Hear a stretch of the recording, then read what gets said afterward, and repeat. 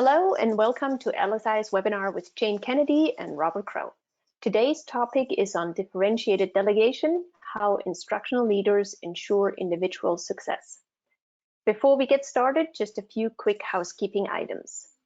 You, the audience, will be in listening mode only, but we want this to be an interactive webinar. So if you look at your GoToWebinar control panel, you'll see that there's a question box. Type in any questions for your presenters throughout the presentation, and at the end of the webinar, there will be a Q&A session where we'll answer questions from all audience members. We'll also monitor those questions for any technical issues you may run into. We're recording this webinar and we'll follow up with an email once the recording is made available online. So you can go back, review the information covered today, or share with your colleagues. And with that, I'd like to turn it over to our presenters, co-authors of the book Developing Instructional Leadership and co-founders of the Elevated Achievement Group, Jane Kennedy and Robert Crow. Hello. Hi, Jane. Hey, Bob. How are you in sunny California today? I'm very good. Welcome to all the participants. Today is our third webinar in a series on our book, Developing Instructional Leadership. And today we're really looking specifically about how we can support the individual needs of each one of our teachers. And we're really going to look at the notion of differentiated delegation. I know that we always tend to think of it in a classroom and the different needs of our kids. We recognize as the authors of this book and the research we have done that this need for differentiation continues on for any type of learner. I want to define the term instructional leader for a second. A lot of you might be thinking, oh, that means a school site administrator. We also are going to open up that definition to include instructional coaches, anyone at a district office. It could also be if you are a department chair or a grade level lead.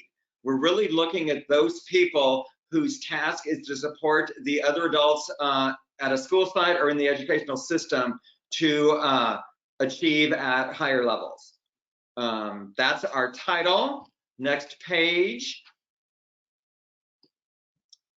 This is who we are. My name is Robert Crow. Jane is waving right now. You will see our emails and you will see our phone numbers. They are not there just for fun. We are serious. You have any questions that you think of after this webinar is over that you didn't ask at the end of this webinar, please write to us or call us, and we will answer any question, concern, or idea that you have. Jane and I own a company called Elevated Achievement Group. This is our second book around what are some ideas to support what's going on in schools and what that looks like. I would like to remind you on the next slide specifically what you signed up for. So you are living your life at the end of a very, very strange year. You're probably not even still thinking about this year, except, oh my gosh, it's going to be over soon and graduations or whatever. And you're beginning to think about the upcoming year. And you read this. You got this in your email, and you read this and said, wow, I want to go there. I want to attend that. I want to hear what Jane and Bob have to say about this topic. I want you to remind yourselves, why are you attending this webinar? Because I want to make sure that Jane and I answer your questions. And if we have not answered your question or your concern, I want to make sure you have a chance at the end to ask us those questions. Overall, today's session really is about the adult learners at your school site. And if we're talking about next year and we're talking about how are we going to ensure that our students recover from a possible year of learning loss, how are we going to help our students fill in the gaps, we must pay attention to the adults on campus. And clearly what we're talking about is we must pay attention to our teachers. We all know that teachers are the greatest, have the greatest impact on student achievement. We also know if we're expecting teachers to go into this year clearly understanding what they need to do, instructional leadership talks about the notion to, oh, we need to define that. We need to talk about that. we need to make sure that our teachers know what that looks like. And at that point, we need to look at each individual teacher and figure out specifically what do they need. We have all attended professional development sessions where we're thinking, well, do I need to be here because I think I do that? And no one actually clarified for the teacher what their role was in this support. And so what we're going to talk about is we're going to really look at why differentiated delegation is critical for the success of the school-wide initiative. And I know you're talking about initiatives for next year right now. You're trying to figure out what are we going to do. We're going to talk about how to determine a differentiated approach to delegation for each and every teacher. We're really looking at a very specific kind of schema, and we're going to be looking at the will or the desire of the teacher to jump on board with this initiative, and the skill or the abilities of the teacher to implement this initiative at the highest levels. And then we're going to really talk about what are the guidelines for offering differentiation support for your teachers. That's really kind of be the aim of today's webinar. We're going to make it as interactive as possible, and interactive truly means you're going to ask us a question, we're going to answer it. But also, we're going to have a poll in the middle of it as we try to make this very specific to what you're thinking about in terms of next year and kind of the initiatives you might have on the table. Next slide, please. So why instructional leadership? So of all the skills the principal needs to succeed, the most vital in terms of increasing academic achievement is that of instructional leadership. This is what this book talks about. And we aren't really talking about the human being an instructional leader. We're talking about what are those actions that exemplify instructional leadership. And that's really what is the basis of how our book was written. And that's kind of the basis of how we are going to discuss differentiated delegation today. Next slide, please. So broadly, here are the 4 actions of instructional leadership.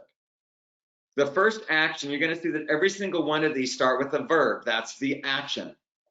The first one is you need to determine the goals of an initiative focused on student achievement. And determining the goals is going to let you identify what they are, what the successes look like. You're going to have your success criteria. You're going to be talking about how does this initiative build in to everything else we're doing at school. But one of the actions is clearly determining what is the initiative. The second one is under instruction is how do you support the implementation of the initiative? What are those pieces? Any adult on campus, so in this case, we're probably talking teachers. What are the support teachers need to implement this to the highest level?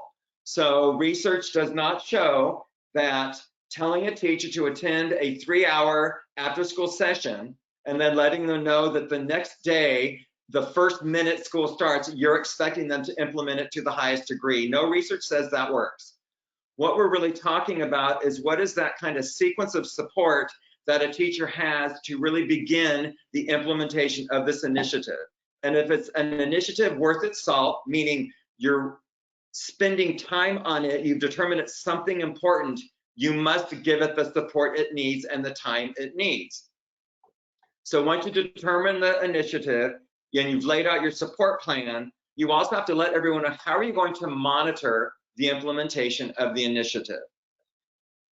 This is not evaluate the initiative, it's monitor the implementation. So you're really looking at how are my teachers doing when it comes to implementing these ideas in the classroom? What does it look like when it's working at the highest level? And you'll need to talk to those teachers and ask them what support helped you get there. You're going to work with teachers who are still struggling with it. It could be lack of clarity. It could be your haven't shared the information enough so they actually understand what you're talking about. But when you're in classrooms and you're looking at the initiative, you're monitoring the implementation. What do you need to do to make sure it gets implemented even to a higher level? And when it comes to the climate, you need to think about how are you going to build school-wide collaboration for the initiative. So when you're looking at your initiative, you're looking at something that is going to impact more than one classroom, because that would be something different. That might be a support plan or some other thing you need to do with one specific teacher. We're really talking about initiatives that have school-wide support. It could be, if you're at a high school, it could be a course support, discipline, department. Gosh, this is what happens when you get old. The words fly out of your head, and it's that word that means English classes or math classes or social studies classes. That word. Oh, thanks, Jane. The department. I know I served some purpose. Or it could be in an elementary school by grade levels, but you're really looking at the collaboration. How does everyone have a stake, and how do they help determine the goals? How do they support each other? How do they help monitor each other? As you're going through this process, you're quickly going to realize that one size of support and one type of monitoring, one size doesn't fit all. You're going to really have to be thinking about each of your teachers and what do they need. And depending on the initiative, teachers might be a little wary. So they might lack the will to jump on board. They might want to wait a bit and see what's going on. For some teachers, they might be super excited to do it, but they're new and they don't have the ability yet. Even when you think about the pandemic and everyone going online, I bet you had teachers who are very, very worried about doing everything online. They did not have the skill, and you realize they need the support with the skill. They were excited to try it, they did not have the skill. You also might have had teachers who said, oh, I can't do that, I'm not doing that. They didn't have the will to do it online. Now, in this case, they didn't necessarily have a choice, but again, you needed to deal with the fact that their will was not there. It might have been that they were worried or scared, and you realize you dealt with them differently than a teacher who was super excited but did not have the know-how. So as we kind of go through the frame we're going to be talking about today, we really want you thinking about either a past initiative to kind of give you ideas about what this looked like, or it might be an initiative you're thinking about for the future.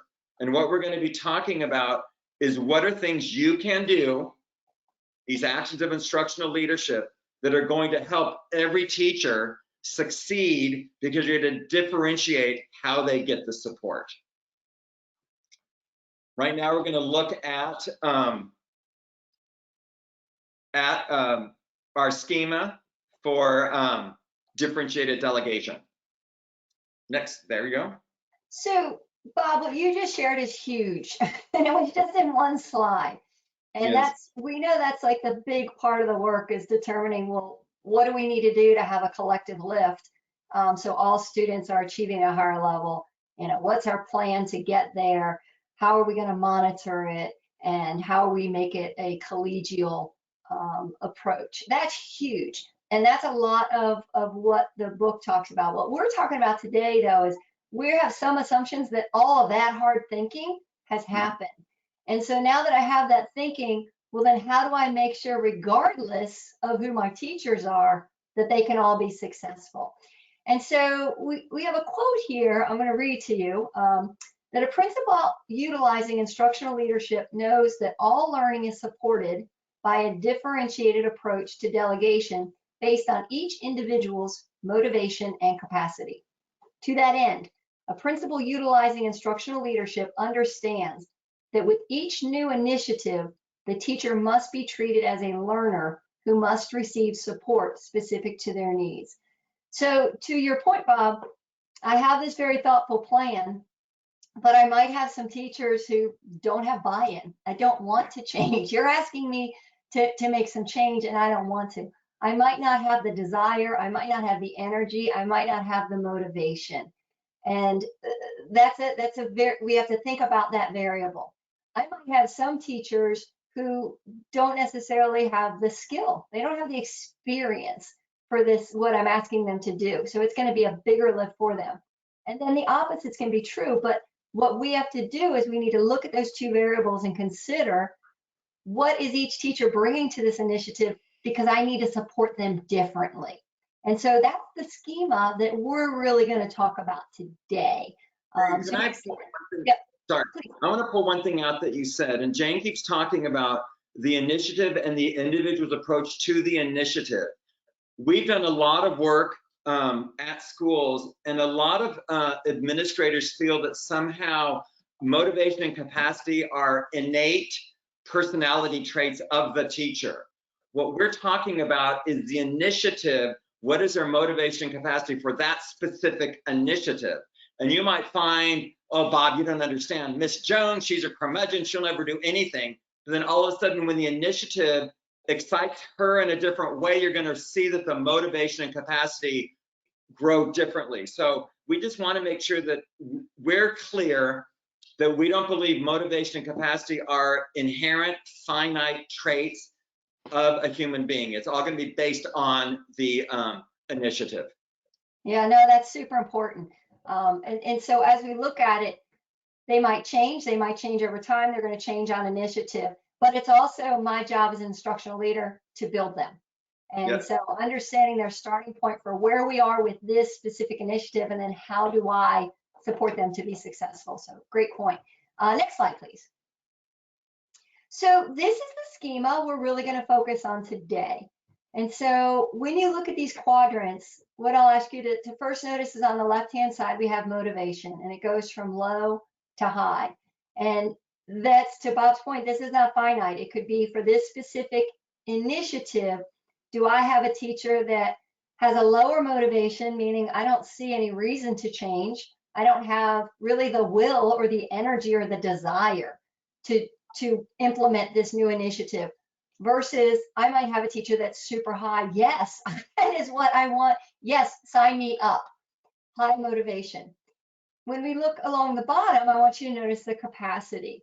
And so for each initiative, we really need to think about what's the skill set the individual teachers are bringing to this change I'm asking. Is it low? Could be lack of experience, or it could be just a lower skill set. Or is it high? They've got this, but now we need to figure out how do they fit into the whole initiative so everyone is working towards success. And so as an instructional leader, when I've identified my initiative, I then need to take the time and really think about, where do my teachers fit into this schema? Because how I support them is going to be different. And that's the bulk of what we're going to talk about today. So I'm going to ask you all to either think about an initiative you implemented this past year, or it could be, gosh, we've already started planning for next year, but I want you to get some type of school or department-wide initiative in your mind. So I want you to think about that first. Once you have that in your mind, we're going to do a very quick poll. And this is a super broad question, and we acknowledge that. But I want you to think about your teachers and this initiative that you recently or you're planning to introduce. Where do most of your teachers fall? And when I say that's broad, I know sometimes that could be a hard thing to quantify with a click of they all fall here. But overall, I want you to think about, where do you think the majority, just for that specific initiative you have in your mind, fall? So let's open up that poll if we could, and let's let folks go ahead and share their responses with us. Go ahead and answer that, please.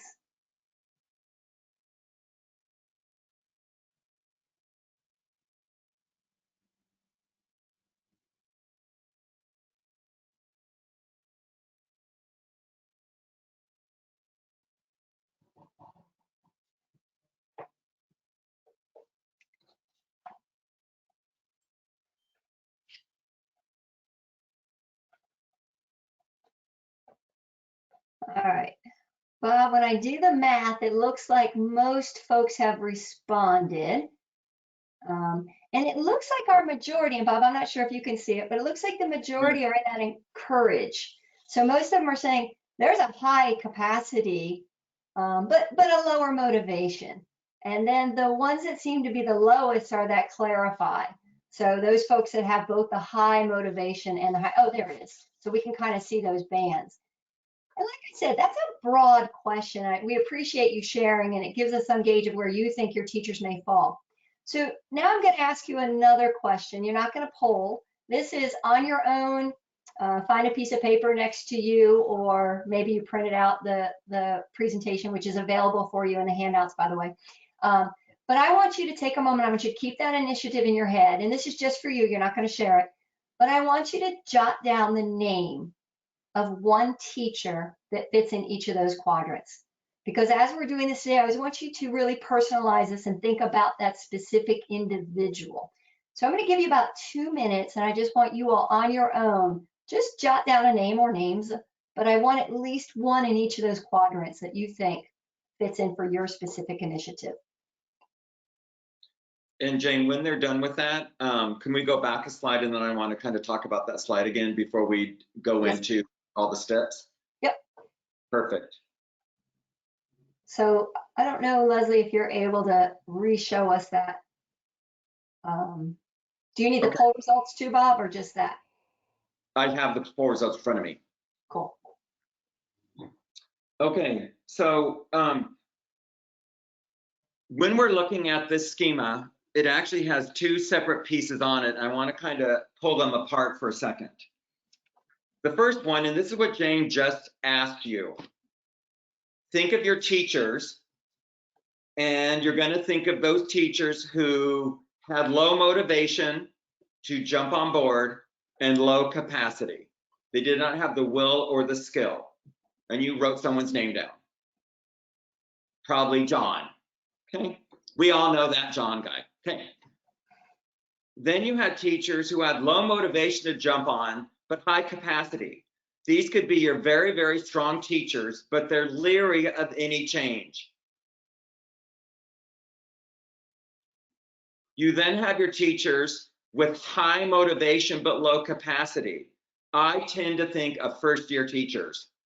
They are gung-ho, they are super excited. They just do not have the experience we all have. So they're super highly motivated. They have the will to try anything. They don't have the skill. You then have your teachers who are highly motivated and highly skilled. They have the motivation and the capacity. These tend to be when someone says, who's your best teacher? You name off those 1, 2, or 3. And they're probably named people like Jane or Bob, let's just say. Okay? They might be your superstars. But what we're talking about is based on an initiative. So you're kind of figuring out where do they need, where do they fall in terms of their desire and their capacity. So once you've kind of thought about that, what we're going to talk about now then is how does the instructional leader need to talk to that person? So if you have a teacher, low motivation and low capacity, when you talk to that teacher and explain that teacher and support that teacher around the initiative, it's going to be much more directive. If you have a teacher that doesn't have motivation to jump on board but has capacity, so they're strong teachers, they just don't want to jump on every new little thing, you're going to need to be much more encouraging. So how you approach these teachers is different. If you have a new teacher, super highly motivated, but they don't have the capacity, you're going to instruct. You're going to be much more instructive. And if you have your superstars who kind of get everything within 5 seconds, the Janes and the Bobs of your school, all you really need to be is clarifying. So when you look at this chart, you can look at it as where my teachers fall in terms of how they need, what their needs are. But what we're really talking about is once you determine that, how do you differentiate? Now, if you're an administrator, you're going to be needing to use all 4. You're going to be directive, you're going to be encouraging, you're going to be instructive, you're going to be clarifying.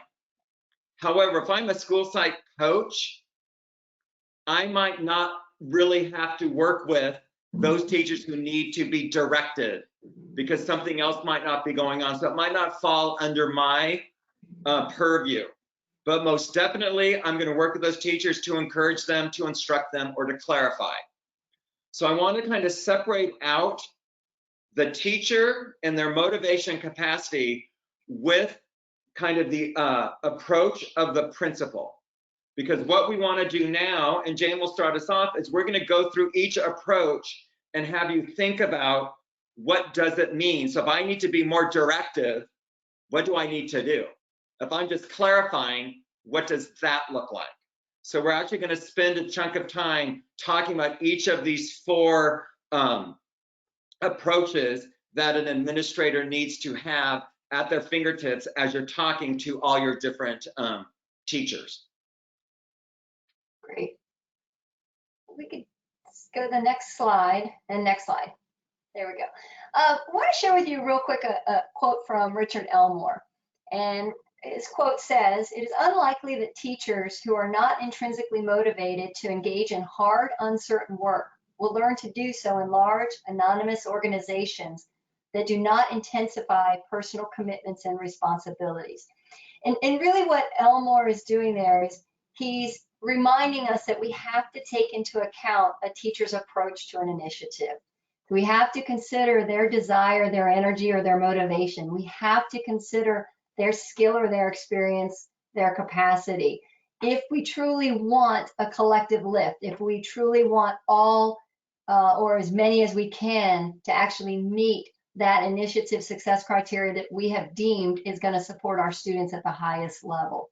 And so it's just one quick reminder of why this is so, and Bob just really outlined the importance of it, but just reminding us again the value of this. Yes.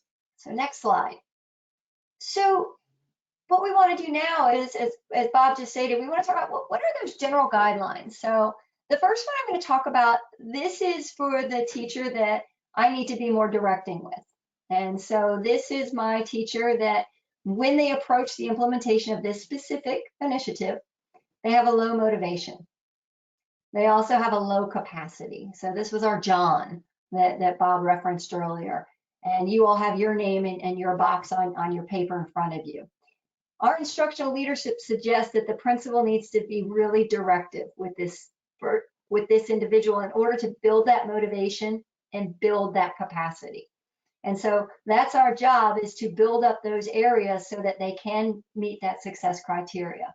So some of the general guidelines we've got to consider here is that first one is crucial, especially because we've got low motivation. We need to clearly explain the context of the initiative. Why this initiative? What are the benefits of this initiative to your learners? What are the benefits to you? Because we're really trying to get that buy-in here. We're trying to help motivate them to see, okay, maybe I need to lean in a little. This does have value. And so it has to be, that context has to be really explained for that teacher that needs that directing.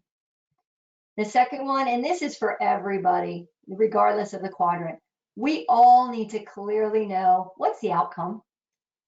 What is to what end? What does our success look and sound like? What are we working towards?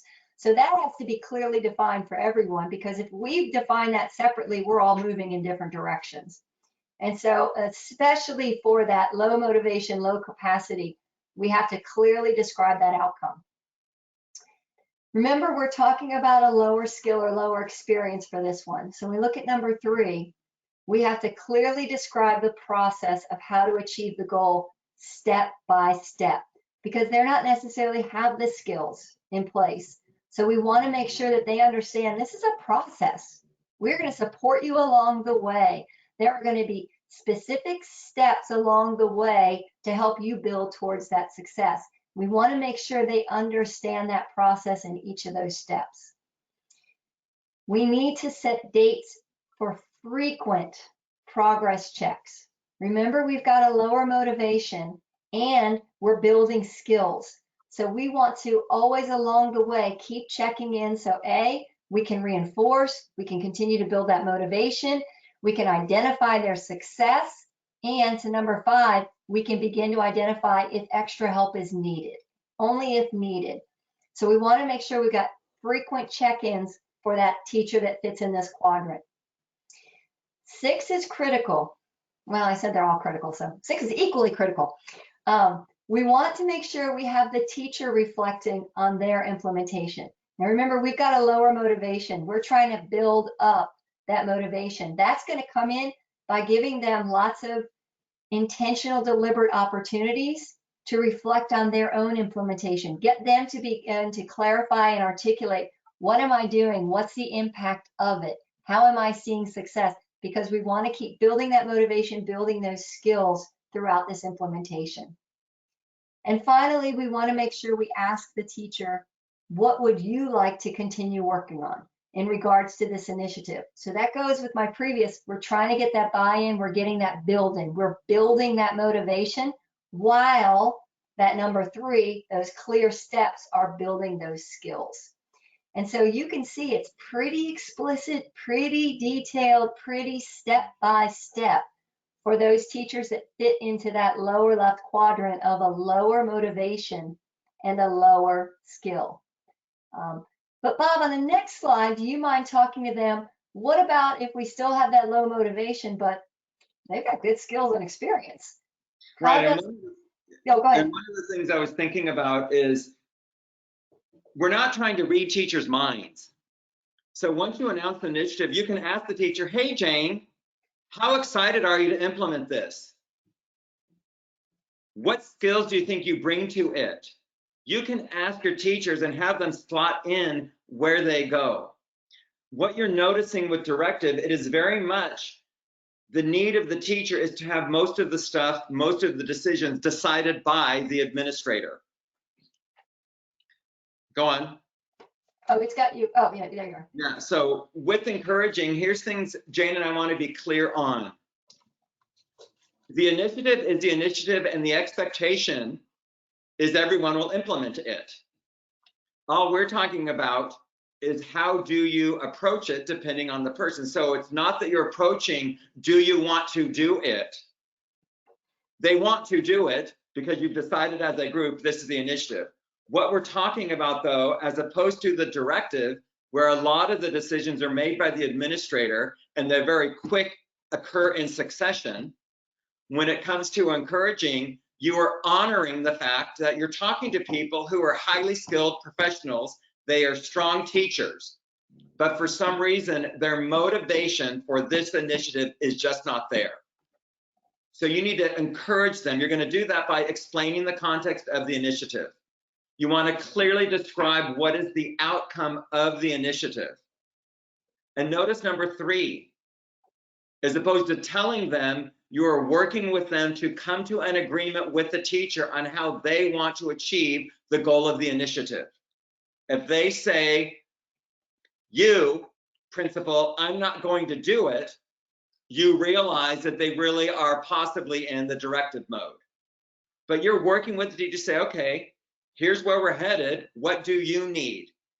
And you're going to talk to them and come up with a plan.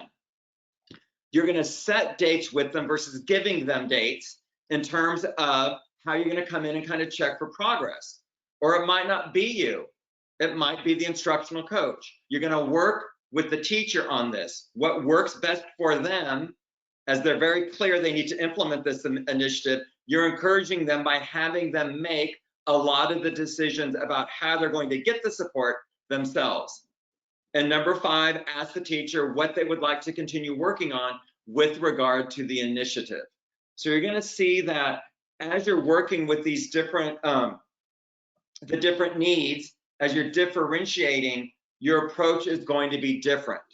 And so in this case, we're very clear, be encouraging, be supportive, honor their experience as a teacher, try to get at why they're not motivated to do this. And you might learn something valuable. They might say, hey, Mr. Jones, here's why I'm not motivated. This is the 3rd initiative in 2 years that you've asked me to implement, and none of them have stuck. I don't believe this is going to stick. You need to hear that, because part of what you need to do is explain why this initiative is going to stick.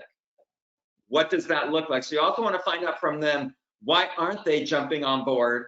Because that's how you can encourage them, by letting them know what that looks like. So we have the directive, we have encouraging. Again, I want to be clear, no one gets to opt out.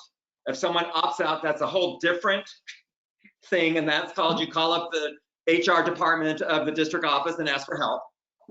But we're also, how I want to look at this, because I realize that Jane and I, it feels like we're only talking to possibly administrators or instructional coaches. If you're a teacher listening, I want you thinking about, am I getting all this? Am I respected enough to, do I clearly understand what the outcome is? And so as the teacher, the way Jane and I approach it is, this is what you deserve, and this is what respect looks like. If we're expecting you to implement something, you need to have the clarity, okay? Yeah, and I think, Bob, one of the things you said I really liked is, when we know where they are, you honor their strengths while you support the areas they may need. The first one, they were in the lower, so a lot of support and hand-holding. But once we got to encouraging, we want to honor the fact that they are experienced, skilled teachers, or maybe not even experienced, they're just skilled here, while we build up that motivation. So when we get to the next one, it's kind of the flip-flop here. So now we've got that high motivation. You know that one. They're like, what do you need me to do? I'm willing to do it. They sign up for everything. They're the eager beavers. You know, Bob kind of pinned them as oftentimes our newer teachers, but they may not have the skills yet because they are new. And so they are super ready, super driven, high energy, but they might lack some of those skills and experience. And so you're going to notice for this, we still need to make sure they are clear on why are we doing this and what are we expecting our outcome of this initiative. So that has to be there for everybody. Because we have that low skill, like you saw with directive, we still need to clearly describe a process with step by step, because we're going to have to support them and build it. We don't have to convince them, but we have to make sure they see a clear plan, because sometimes we can confuse eagerness for ability.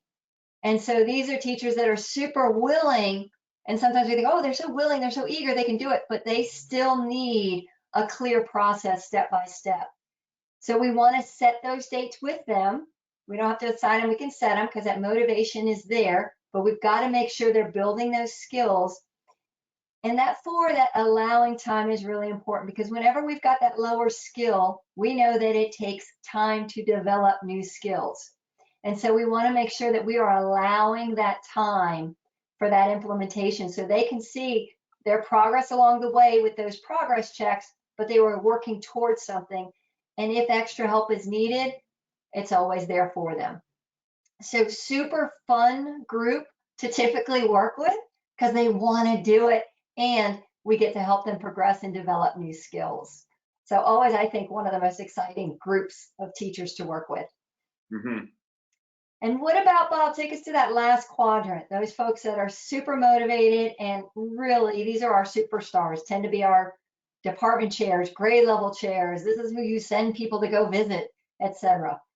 So one of the cautions when you're looking at an initiative is to, or one of the challenges, don't ignore this group. They still need support. It's going to look different.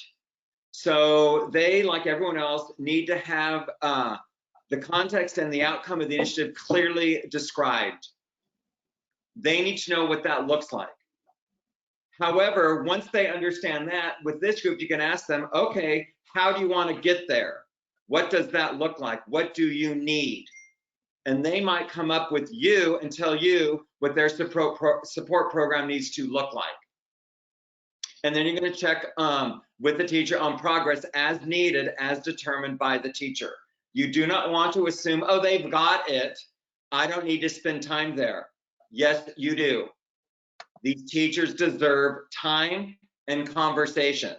You also need to ensure that these teachers have the ability to explain what they're doing clearly and articulately, because these are the teachers you're going to send some of your other teachers to go observe. And they need to be able to explain what they're doing, and they kind of say, oh, I just do it because it's how I do it. I don't know how. That what we're talking about, if we're looking at an initiative across a school, we need these super strong teachers to be able to clarify, this is what I do. It might help you, new teacher who needs to be instructed. Oh, I know exactly where you are. Here's what it looks like, new teacher or a teacher who needs to be encouraged. So again, as you're looking at those pieces, I just want to be clear again, do not ignore this group as you're kind of differentiating. Jane. Hey, Bob, I just wrote real quick. We have a really good question someone has typed in.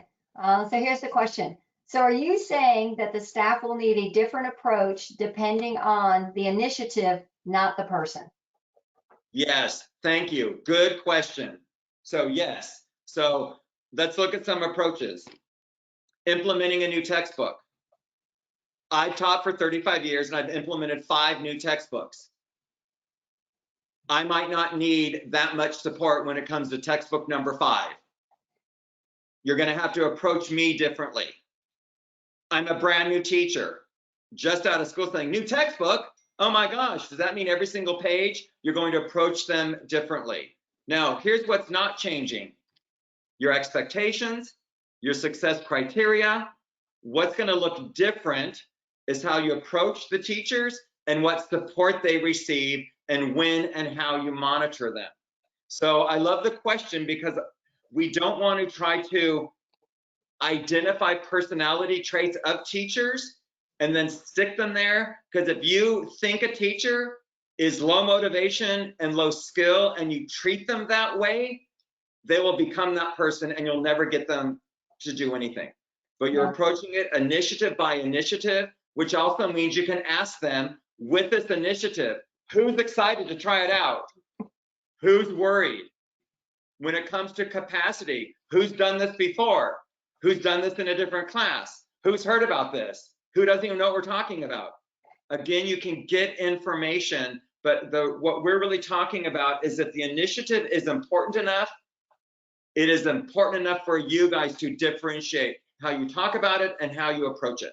Yeah, and it's easy to fall into that trap that, gosh, last time Sally was super blah blah blah, so she will be that way for everything we do. Not necessarily true. So it's going to be initiative by initiative, thinking about where they fall.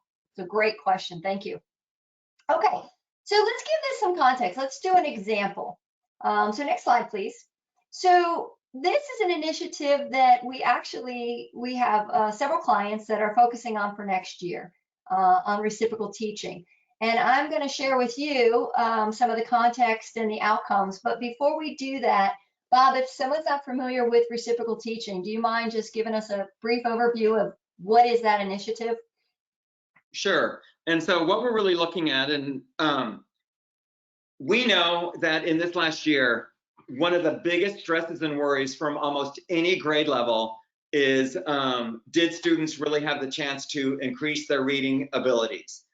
A lot of the panic has really been around K1-2, kids not getting that direct phonemic awareness support, that decoding piece, and people being very, very worried that these kids have lost a year in terms of all that early reading support.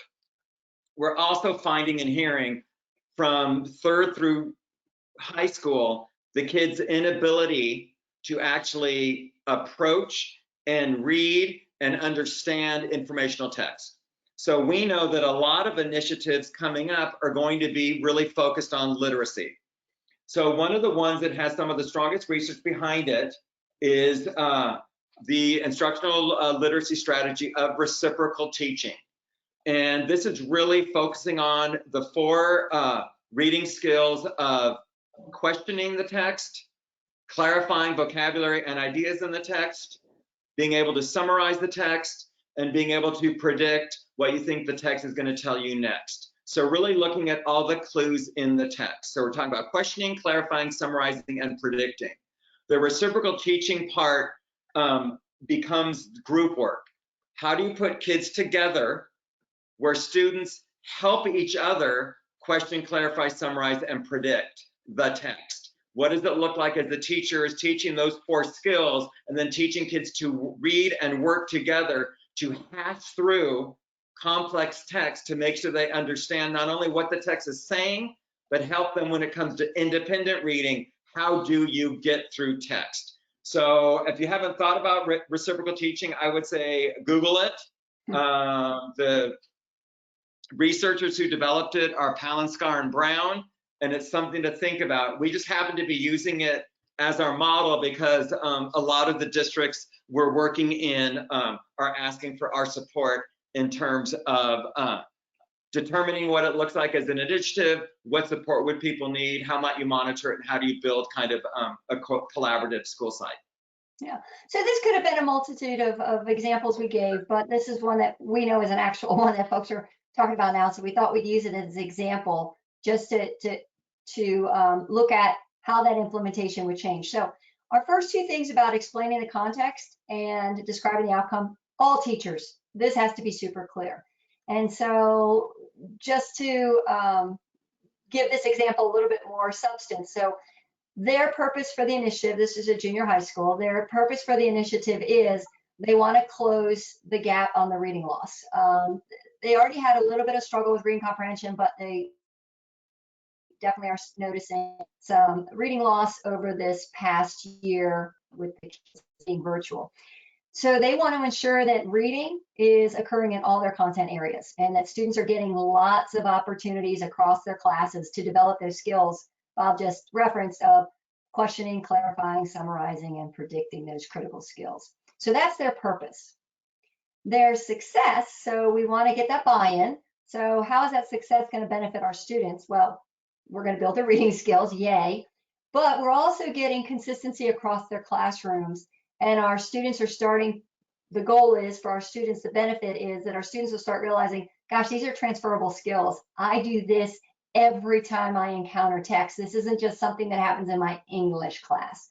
So good benefits for our students. How is this initiative going to benefit our teachers? Lots of benefits. Well, the first obvious one is, okay, our kids' reading skills are going to improve. They're going to be reinforced across all of their classrooms. So it's not put on the shoulders of one teacher to really help close this reading gap, but across all of them, the kids are going to have this reinforcement, which is then going to allow us to work together with our other colleagues, have those cross-course or vertical conversations about what we're doing because we're all working towards those same skills. Increasing that reading comprehension, the group work. So students are going to be supporting each other. So it's not just me, but part of this initiative is to get our students to support each other. And then there are those routines that, once again, rather than just me, the teacher, this is what we do in our class, these are going to go from class to class. So they're going to be reinforced and adopted much quicker from our students. So lots of benefits for a teacher. So that context has to be explained. And then they have to come up with their outcome. And so for this school, their outcome is, it's a good one, but by the end of the year, they're looking for their students to be able to use these strategies to make meaning from text, reflect on their own growth as a reader, and be able to explain how that process of reciprocal teaching supported them to be a stronger reader. So that's the end of the year. And then, of course, they've got some benchmarks along the way. Gosh, by this date, we'll have explicitly taught all 4 skills. By this date, we'll have developed our group work norms and had students practice in them. By this date, so those are all there, but their outcome of what it's going to look like and sound like at the end of the year is super clear. So this is the information everyone needs. Going back to, if I want everyone to get there, then I know, depending on where the teacher comes from, depending on what their needs are, how they're going to implement it is going to have to be different. And so Bob's going to talk about, just to reinforce those 4 quadrants, how would that implementation be specific for those varying needs of teachers? Thanks, Jane. And as she said, the context and the outcome is the same. What's going to be different is how you direct it, how you encourage it, how you instruct it, how you clarify it.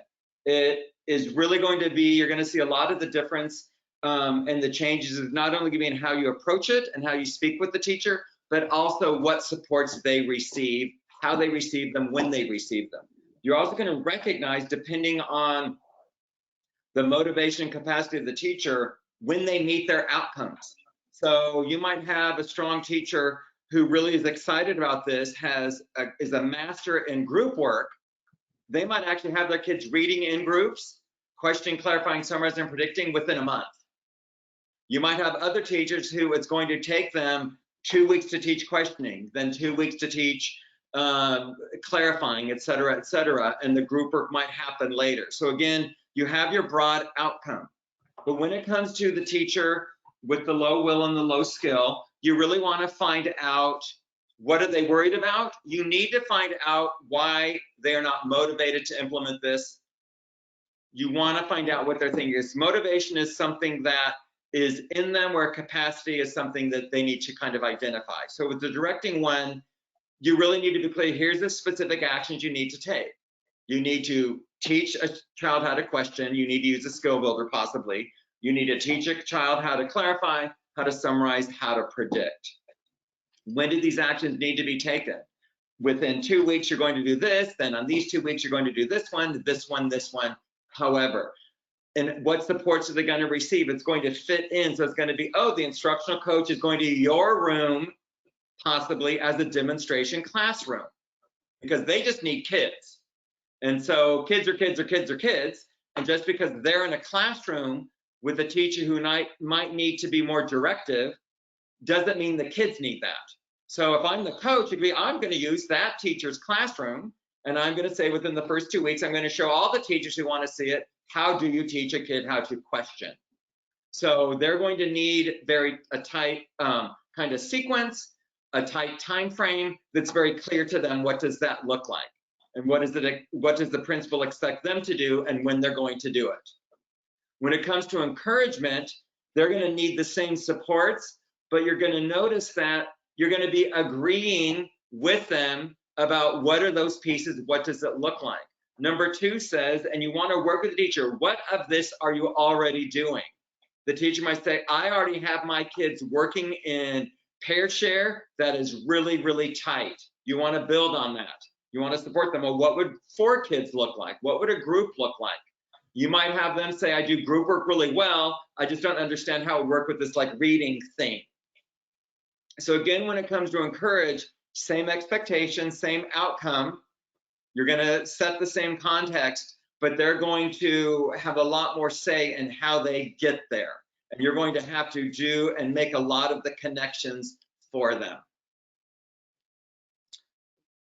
For the next 2, instruct, it's going to look a lot like what the teacher who is directive gets, but the conversation is going to be a little, it's going to feel way less directive because they're super excited about it. They're probably ones going, I want my classroom to be the demo classroom. No, I need you to come back every single day and teach my kids how to do blah, blah, blah.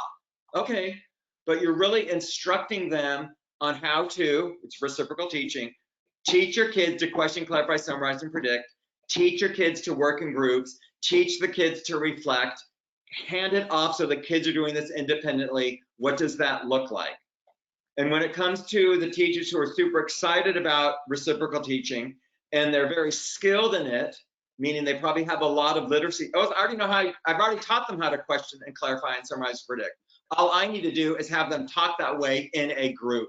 So again, this one is really around asking the teacher, how do you want to implement this? What do you want your timeline to be? What does that look like? When do you need me to come in and check in? When do you want other people to visit you? What does that look like? And so we wanted to give you kind of a specific example. We gave one that was forward thinking for this coming year, because this is going to be a strong strategy to really look at learning loss recovery, especially on literacy skills. But Jane and I could have done backwards and said, what did it look like if the whole thing was called implement hybrid learning? Yeah. Online learning, which is why when I see your poll and 55% of the teachers were at encourage, I think you're probably thinking online learning, meaning we had really strong teachers. They were just not motivated to do it online. So again, you're going to see how, to the question, how those numbers are going to change depending on the initiative. So what I want to be clear on, Jane and I wrote a book that is a tool book. Jane's going to take you through some of the support pieces there, but we just wanted to make sure you really looked at how to delegate, how to differentiate. What does that look like? Yeah, and so looking at the clock, I know our time is coming to an end. So one of the things that was super important to Bob and I in writing this book is it's not just, oh, here's all the research, here's what you should be doing, now go figure out how to do it. So we wanted something that's super implementable, the resources are there. We talked about a lot of things today, and This delegation is just a part of it, but what you will find in this includes, so even more details of what we talked about for differentiation. So really breaking down, Bob just looked at one part and we went fairly quickly over the implementation and how we vary that support based on it. But this will have all the specificity for every single action that is needed for regardless of which one they're in. So all of those steps are right there, all that information, those tools for differentiation. But in the book, you're also going to find tools for planning. So as I'm beginning to think about my initiative next year, and early on in the presentation, Bob talked about, we have to determine what our goal is. We have to determine our outcome for it. What's going to be our plan? How are we going to monitor it, as well as build it collegial climate. All of the tools I need for planning that are built right in here. You're also going to find tools for reflecting.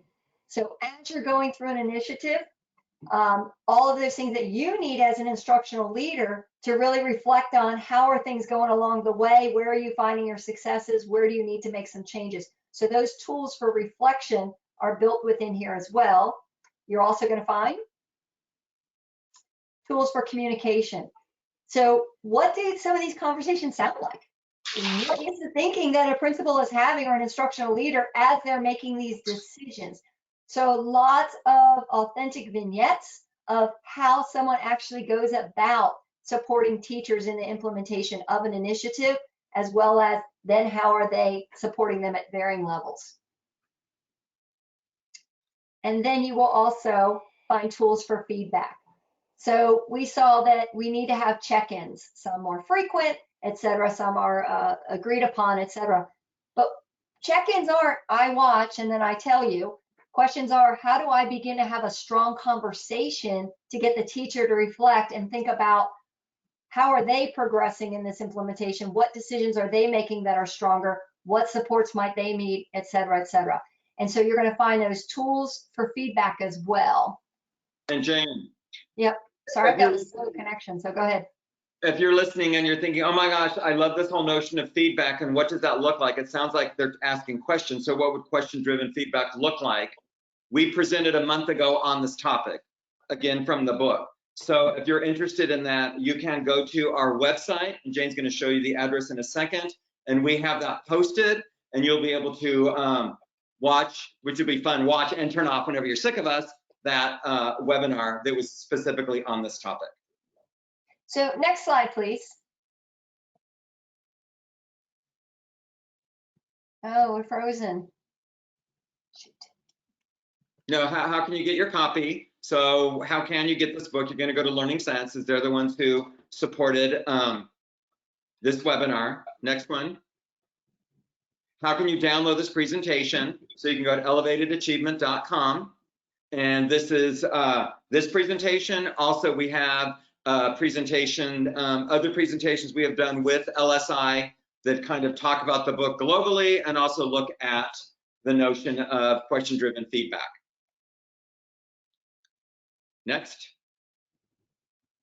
Oh, now I'm frozen. Oh, we will be at the Building Expertise Educators Conference, June 23, 24, 25. It is virtual. Jane and I will be talking both about developing instructional leadership as well as developing student ownership.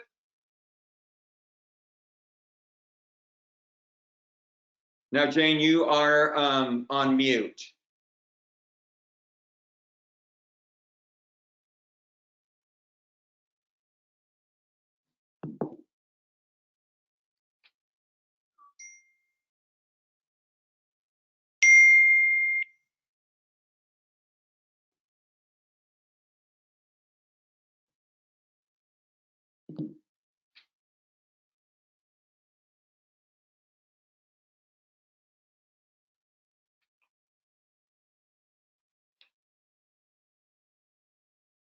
And if you didn't hear anything Jane was saying, she said, thank you very much. We enjoyed speaking with you. You guys have been a great audience.